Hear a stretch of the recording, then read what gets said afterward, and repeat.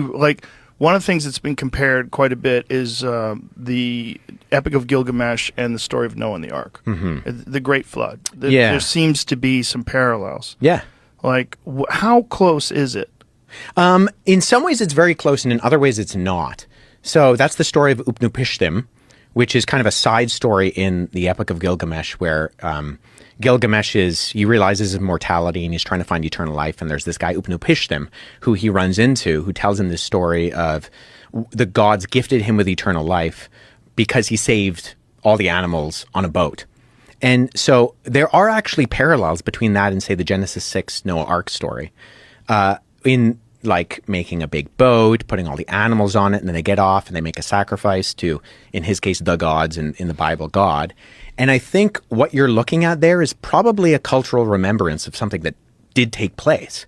And so you have these adjacent cultures who they're existing within this framework of the ancient Near East, and you're seeing these kind of parallel echoes of things that actually did happen. So there are definite parallels, but I think sometimes people look at those and they overplay that.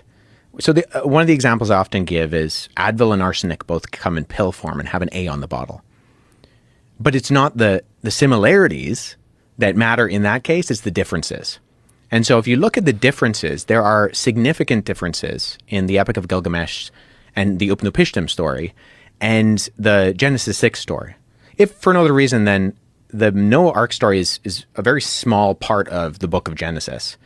And the story of Upnupishtim in the Epic of Gilgamesh is a little bit more stretched out. It has more to do with the theme of what Gilgamesh is doing in his epic.